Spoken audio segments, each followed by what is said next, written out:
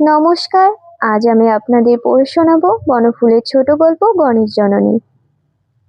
চলুন গল্পটি শুরু করা যাক। আমি পশু চিকিৎসা করি। যে দেশে অসুস্থ মানুষেরই ভালো করিয়া চিকিৎসা হয় না, সে দেশে পশু চিকিৎসা করিয়া কি প্রকারে আমার জীবিকা নির্বাহ হয়, এ প্রশ্ন যাহাদের মনে জাগিতেছে, তাহাদের অবগতির নিমিত্ত জানাইতেছি যে আমি সরকারি পশু চিকিৎসা বিভাগে চাকুরি করি।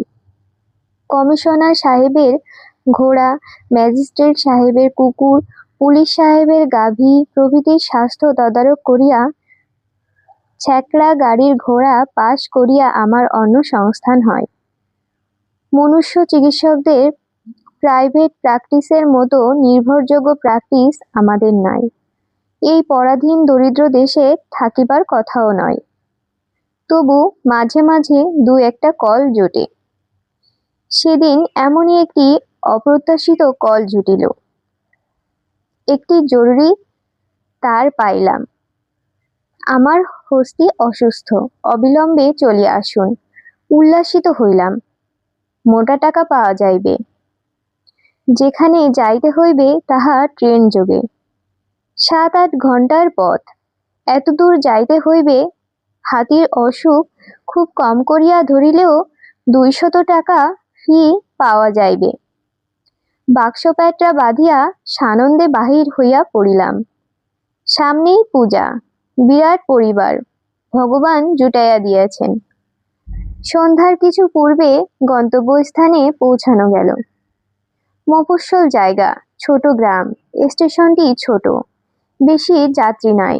সেকেন্ড ক্লাসে আমি একমাত্র লোক।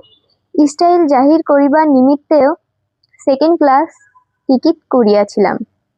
যিনি আমাকে স্টেশন হইতে লইয়া যাইবার জন্য আসিয়াছিলেন, তিনি তাড়াতাড়ি আগাইয়া আসিয়া হাতল ঘুরাইয়া গাড়ির দরজা খুলিয়া সসম্ভ্রমে আমাকে প্রশ্ন করিলেন, আপনি কি ভেটেরিনারি সার্জন?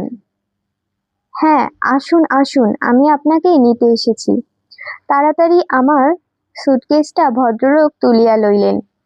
গোমস্তার মতো চেহারা, পায়ে মলিন ক্যাম্বিসের জুতা, গায়েও মলিন জামা কাপড়, এক মুখ খোঁচা খোঁচা কাঁচা পাকা গোঁফদাড়ি।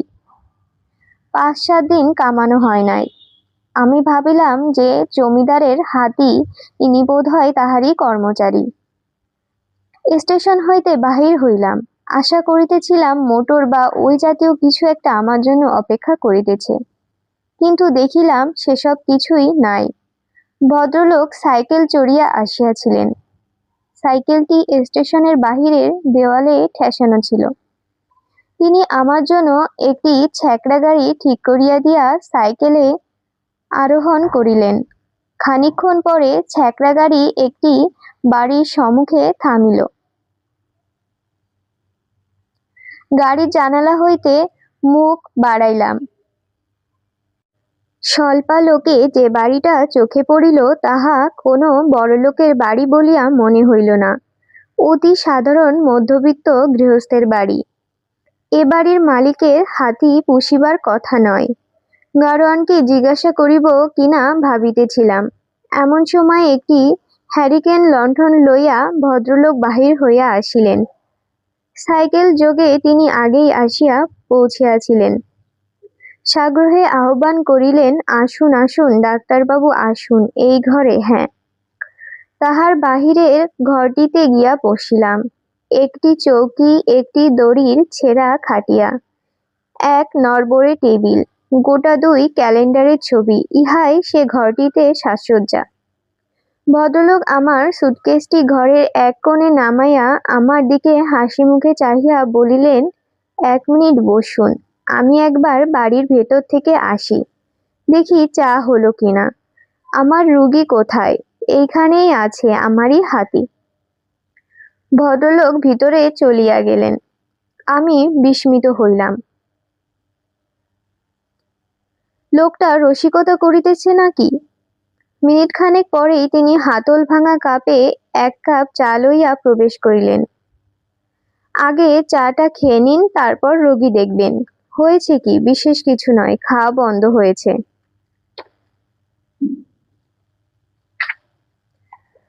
তাহার পর হাসিয়া বলিলেন, আমার দিক থেকে অবশ্য সুবিধে, হাতির খোরাক জোগাতে হচ্ছে না, কিন্তু গিন্নিও খাওয়া দাওয়া বন্ধ করেছে, তাই মুশকিলে পড়ে গেছি। ভদ্রলোক হাসি মুখে আমার দিকে চাহিয়া রহিলেন। হাতি পুষেছেন কি শখ করে? প্রশ্নটা না করিয়া পারিলাম না। আর না মশাই, জুটে গেছিল। গরিব গেরস্থ মানুষ, হাতি পুষবার শখ হতে যাবে কেন? চায়ের খালি পেয়ালাটা পাশে নামাইয়া রাখিয়া বলিলাম, কি রকম? সে কি আজকের কথা? আমার কিছু ক্ষেত খামার আছে বুঝলেন, আপনাদের আশীর্বাদে চাকরি করে খেতে হয় না। বছর 10 আগে একদিন অনেক রাত্রে মাঠ থেকে ফিরছি, হঠাৎ নজরে পড়ল একটা লোক মুখ গুজরে মাঠের মাঝখানে পড়ে আছে। ঝুঁকে দেখলাম একেবারে অজ্ঞান। লোকজন ডেকে কাঁধে করে বাড়ি নিয়ে এলাম। সেবা শুশ্রূষা করাতে তার জ্ঞান হলো। পরিচয় হতে জানতে পারলাম সে একজন কচ্ছি ব্যবসাদার। ঘোড়া ছুটিয়ে মাঠামাঠি আসছিল, ঘোড়াটি তাকে ফেলে পালিয়েছে। পরদিনই তার লোকজন এসে পড়ল, ঘোড়াটিও পাওয়া গেল। আমাদের অনেক ধন্যবাদ দিয়ে চলে গেল সে। কয়েকদিন পরে দেখি একটা লোক ছোট্ট একটা হাতির বাচ্চা নিয়ে এসে হাজির। সেই কচ্ছি ভদ্রলোক পাঠিয়েছে। তিনি নাকি হাতির ব্যবসা করেন। একটি চিঠিও লিখেছেন, আপনারা আমার প্রাণদান করেছেন, বিনিময়ে আপনাদের কি আর দিতে পারি? সামান্য উপহার পাঠালাম, গ্রহণ করলে কৃতার্থ হব। হাতির বাচ্চাটি দেখতে চমৎকার, তখন ছোট ছিল, দুষ্টু দুষ্টু চোখ, ছোট্ট সুর, খুব ভালো লাগলো তখন। গিন্নি তো একেবারে আনন্দে আত্মহারা, বলে ও আমার গণেশ এসেছে, বলেই এক বাটি দুধ তার সামনে এগিয়ে দিলেন। বাস সেই থেকেই গণেশ থেকে গেল।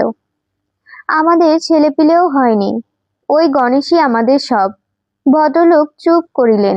আমি সবিস্ময়ে শুনিতেছিলাম। জিজ্ঞাসা করিলাম, আপনার এইটুকু বাসায় ওকে রাখেন কোথা? উঠোনের দিকে জায়গা আছে অনেকখানি, তাছাড়া সব বাড়িটাই তো ওর। দরজা দেখেছেন না, সব কেটে কেটে বড় করতে হয়েছে, যাতে ও যথেচ্ছ ঘুরে বেড়াতে পারে। আমরাই সসংকোচে একধারে বাস করি। ভদ্রলোক অকৃত্রিম আনন্দে হা হা করিয়া হাসিয়া উঠিলেন। গণেশের পান থেকে চুন খসবার জো নেই, তাহলে গিন্নি তুলকালাম করবে। 100 বিঘে জমি আছে মশাই, যা কিছু হয় সব ওরই পেটে যায়। একটা হাতির খোরাক, বুঝছেন না? পুজোর সময় ওর সাজ করিয়ে দিতে হয়। এবার গিন্নি একটা রূপোর ঘণ্টা করিয়ে দিয়েছে, স্যাকরার ধার শোধ করতে পারেনি এখনো। ভদ্রলোক হাসি মুখে আমার দিকে চাহিয়া রহিলেন। হাতি পোষার নানাবিধ অসুবিধার কথা সাড়ম্বরে বর্ণনা করিয়া গৃহিণীর ঘাড়ে তিনি দোষ চাপাইতেছেন বটে, কিন্তু গণেশকে লইয়া তিনি যে সত্যই বিব্রত, তাহা তাহার হাসিমুখ দেখিয়া মনে হইল না। খুব পোষ মেনেছে। পোষ মেনেছে মানে, গিন্নি যখন নাইতে যায়, বালতি গামছা সুরে করে নিয়ে দোলাতে দোলাতে গণেশ পিছু পিছু যায়।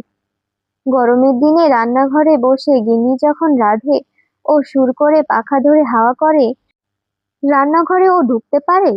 আরে মশাই, আমাদের ঘর কি আর মানুষের ঘর আছে? হাতির ঘর হয়ে গেছে। এই বাইরের ঘরটি যা ছোট, এছাড়া আর দুটি ঘর আছে, এক রান্না ভাড়ার আর একটি শোবার, দুটি বিরাট হল। মানে হলো করতে হয়েছে। ওর জন্য বাইরের ঘরের দরজায় দেখুন না, এই দিক দিয়ে উনি বেড়াতে বেরোন, কেটে বড় করতে হয়েছে। আপনাদের সব কথা বোঝে? সমস্ত মানুষ একেবারে মান অভিমান পর্যন্ত করে। এই যে খাওয়া বন্ধ করেছে, আমার বিশ্বাস সেটা অভিমানে। কেন, কিছু হয়েছিল নাকি? বাগান থেকে ল্যাংড়া আম এসেছিল মশাই, মালি দিয়ে গিয়েছিল, আমি বাড়ি ছিলাম না। গিন্নিও পাড়ায় কোথা বেরিয়েছিলেন, এসে দেখেন একটি আমও নেই, সব গনছা খেয়েছে। তাই গিন্নি একটি চাপড় মেরে বলেছিলেন, রাক্ষস, সব খেয়ে বসে আছো, একটি রাখতে পারোনি আমাদের জন্য? সেই যে ফুস করে গুম মেরে বসিয়েছে, তারপর থেকে আর জলস্পর্শ করেনি। এরকম মাঝে মাঝে করেও, একটু বকলে ঝোঁকলেই খাওয়া বন্ধ করে দেয়, কিন্তু এরকম একটানা 24 ঘন্টা খাওয়া বন্ধ আর কখনো করেনি। তাছাড়া এতগুলো আম খেয়েছে তো, ভয় হয়ে গেছে আমাদের। ভদ্রলোকের চোখে দৃষ্টিতে শঙ্কা ঘনায় আসছিল। চলুন দেখি গিয়ে। ভিতরে গিয়া দেখি একটা বিরাট হলে প্রকাণ্ড শতরঞ্জির ওপর গণেশ গুম হইয়া বসিয়া আছে। একটি ক্ষীণকায়া মহিলা তাহার সুরে মাথায় হাত বুলাইয়া তাহাকে খাইবার জন্য সাধ্য সাধনা করিতেছেন। সম্মুখে একটা প্রকাণ্ড বাথটব কি একটা জলীয় দ্রব্য পরিপূর্ণ, এবং তাহার পাশে লেবুর খোসার স্তূপ। খাও লক্ষ্মী তো, লেবু দিয়ে কেমন সুন্দর বার্লি করে এনেছি, চেখেই দেখো না একটু। গণেশ কুলার মতো কান দুটি নাড়িয়া ফোঁস করিয়া শব্দ করিল। মহিলা আমার দিকে তাকাইয়া সজল কণ্ঠে বলিলেন, ওর নিশ্চয়ই কোনো অসুখ করেছে, ওকে ভালো করে পরীক্ষা করে দেখুন আপনি।